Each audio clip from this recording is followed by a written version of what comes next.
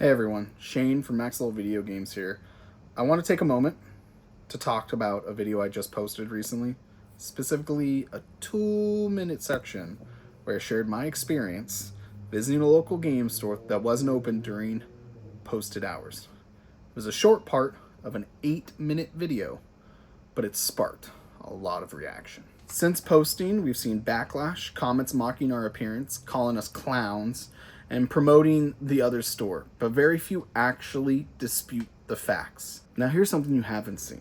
I've received direct message on Instagram from GamerLife LLC, and based on the tone and content, I can only assume it came from the owner. Let me show you what they said, because it changes everything. Going to try to be nice and give you an opportunity to edit your YouTube video. We've spoke before at RGX and one of you tried trading games to me at the event. It's pretty offensive to talk negatively about a neighboring game store, especially on camera.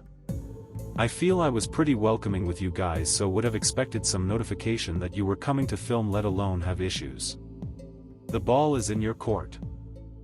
We want to clarify that our intention wasn't to be negative, we were simply sharing our experience. We've stopped by multiple times during the posted business hours, but unfortunately, the store wasn't open when we arrived. We're not criticizing or trying to be harsh, it's nothing but support from us. We've been looking forward to checking out your store, and we hope to finally catch you open soon. Well, there are a couple of things that are offensive about this video. Here are some examples.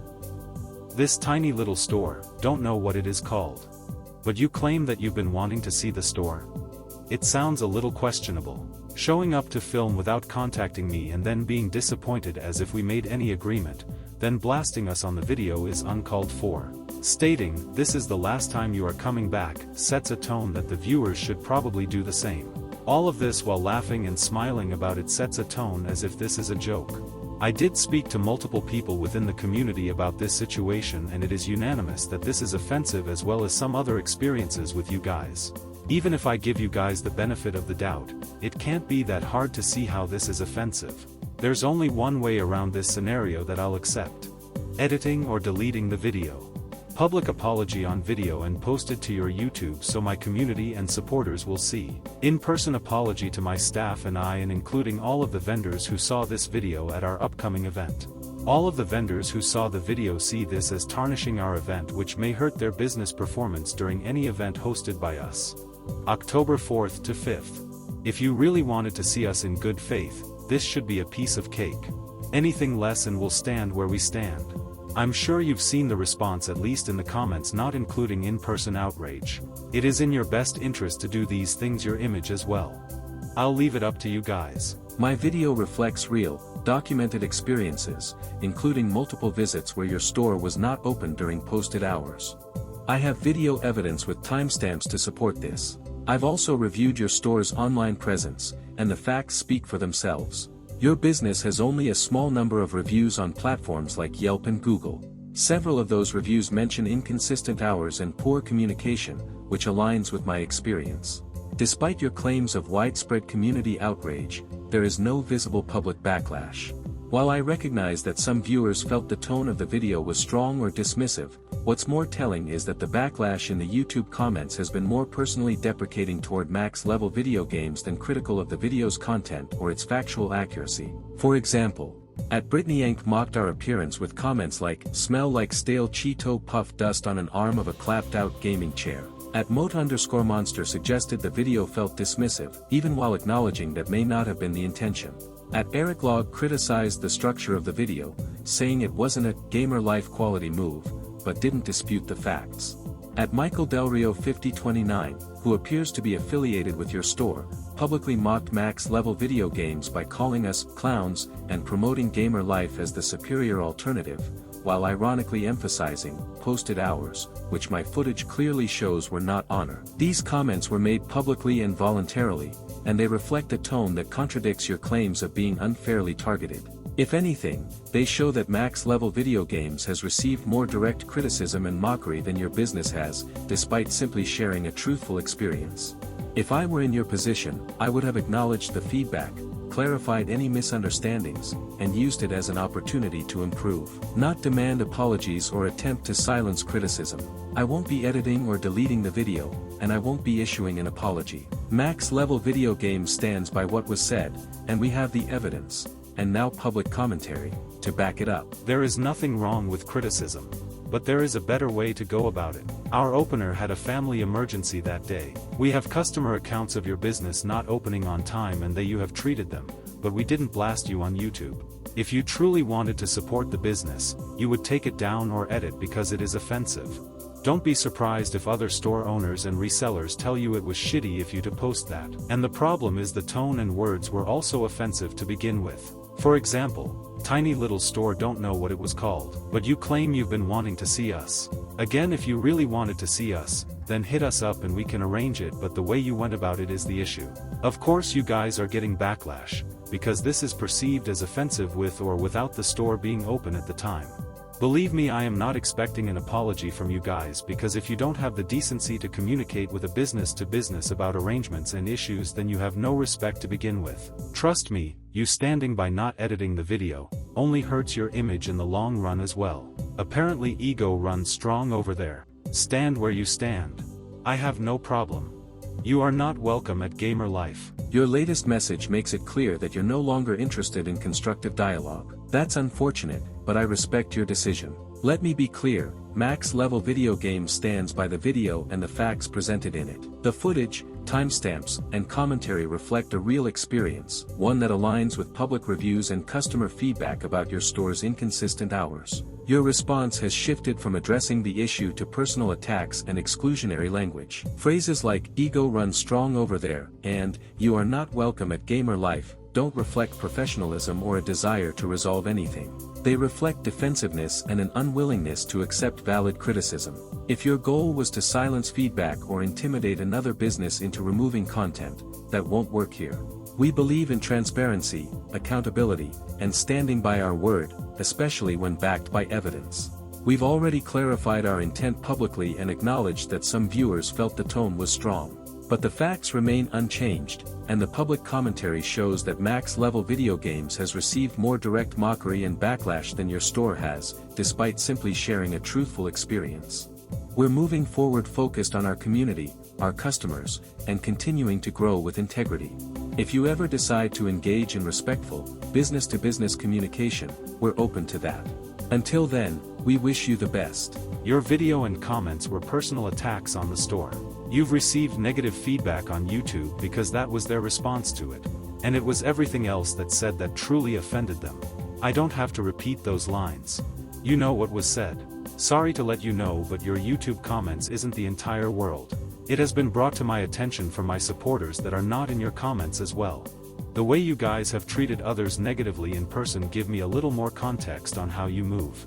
So this is expected. You can keep using ChatGPT responses, but this is my final message to you and a warning.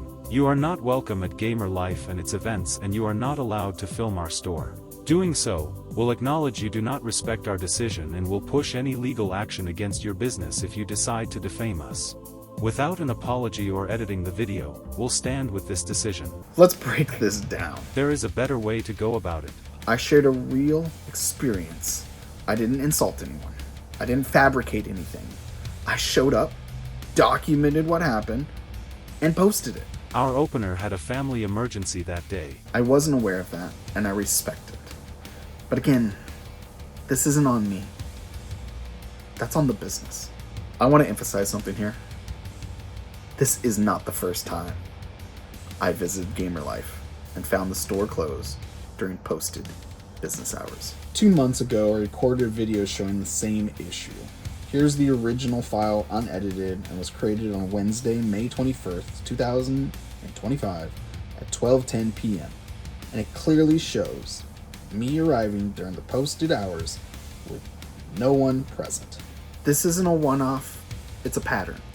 And now I've documented it twice. We have customer accounts of your business not opening on time. A customer at Adam Sharrock 5591 commented that he waited outside the store and that he messaged us while he was waiting outside the store. I checked the messages and found the DM from December 21st at 12:11 p.m., he was right. John showed up late, I missed the message, and I was not working that weekend. But I take full responsibility. I publicly acknowledge it, apologized, and invited him to leave an honest review. That's how I handle feedback, not by demanding apologies. Take it down or edit because it is offensive. This video was not offensive, it was factual. I acknowledge the tone, but I won't delete truth to protect feelings. Don't be surprised if other store owners and resellers tell you it was shitty if you to post that. Some might, some won't. But the backlash has been more personal towards me, John, and Max Level than critical of the actual content. And the problem is the tone and words were also offensive to begin with. I said, tiny little store I can't remember the name of, then said the name in the next clip. It was a memory glitch, not a dig. And yes, compared to Fire and Ice, Max Level Video Games is a small shop. That's not shade, that's scale. And let's be honest, even the owner himself described the store in his own video as not super big. What's up guys, welcome to Gamer Life. My name is Bobby, I'm the owner, CEO of the company. We're a 803 square foot store, not super big. That's just another way of saying small. So when I said tiny little store, I wasn't being disrespectful. I was being accurate. Another example is someone called the store Little Store in a Google review and didn't get attacked for it. They simply shared their experience. That's what I did too. The difference is I got mocked, I got insulted, and told to take down the video. Again, if you really wanted to see us, then hit us up and we can arrange it, but the way you went about it is the issue. I visited during posted hours. That's how retail works. If the store had been open, I would have walked in and supported it. I'm gonna stop here. We can continue with this whole entire Instagram post, but I want to talk about public feedback because it's not just my experience. Gamer Life currently has 3.7 star rating on Google based on 48 reviews and 3.9 star rating on Yelp based on 7 reviews. These scores aren't perfect and neither are mine, but when you dig into the reviews, you see patterns. Open 12 minutes late to start off with. Guy showed up like 2 minutes late, then took 10 to open while I stood there waiting. Then every Pokemon item that was priced was way over market. TCG Shining Fates at Biz $86 shipped. This place wanted $150. Surging Spark 6-pack bundle, $54, other card shops in town, $40. Every pack price was roughly $4 to $6 higher than other card shops. I get needing to make a profit, but when you are that overpriced, it's unreasonable. No wonder they have stuff sitting on shelves. Won't be back or recommend it. 2 minutes shouldn't be a big issue as things can happen along the way including traffic, but workers should have opened the door for you. We'll definitely apologize for that and will correct that as it was a new worker. As far as pricing, market value is a range, not just one number. If you can find it cheaper online, then that's awesome for you.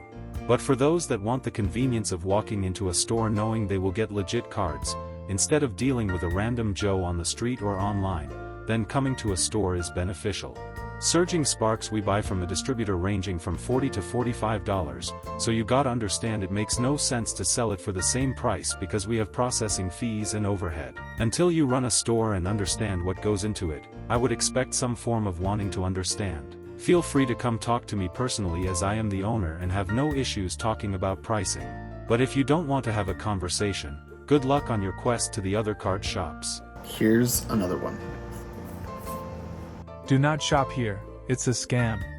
Was in there today with my autistic son and was wanting to buy some cards and was charged $80 more than any other store online or retail. I misheard the clerk, but walking out I checked the email receipt to see I paid $150. So I went back in to get a refund and was told all sales are final. She handed me a card with the owner's number, but judging by his smug replies to these other unhappy customers, I decided I wouldn't waste my time. Save your money and just wait until this place inevitably goes under. I reviewed all cameras and it was clear that my worker did her job. She gave you guys the price of the items multiple times and the total amount, and you clearly agreed to the purchase. The market value is a range, not one set number. There are discrepancies that it does not account for. Distributors sell high, so we have to sell high. You cannot compare that to average Joe buying from the big box stores, who are the only ones to get MSRP, and resells it on Marketplace. That's the Pokemon market that we did not create but live in. Our all sales final policy is clearly stated in front of the register, verbally, and on our website. It is more of a deterrent for fraud and abuse and buyer's remorse, as we lose money in fees per each transaction.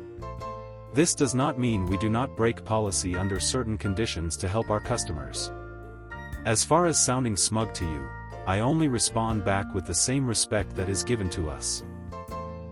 I do not waste time on those who have bad things to say, especially when they have not bought from us.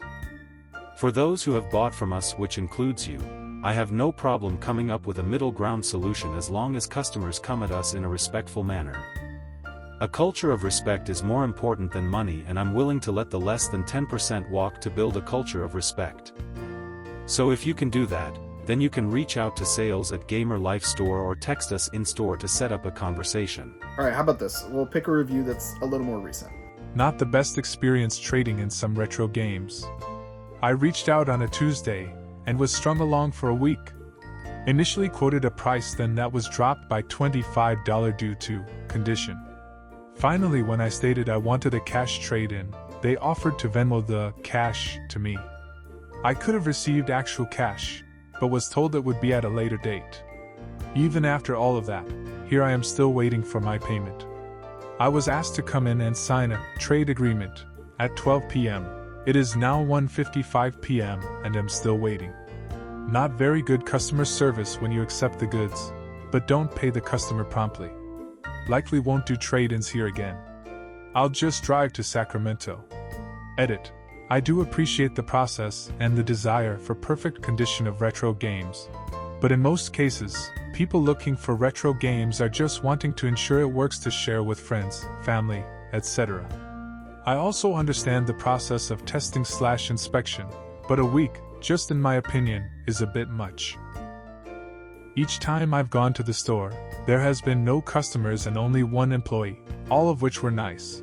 But it's difficult to proceed with a trade-in when the owner is the only employee who can say yes or no. I do appreciate what you're doing, but just wish that aspect of the company was a bit more streamlined to help the customer.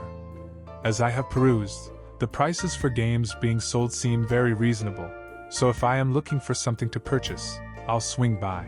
Thanks again. Hey Ryan, I just DM'd you as well. I apologize we took longer than usual. We have had a huge amount of trade inquiries and actually expedited the process for you since you needed the money. The condition clause is something that was upfront, that condition is important, and that we would need to inspect it in person as one picture won't show everything.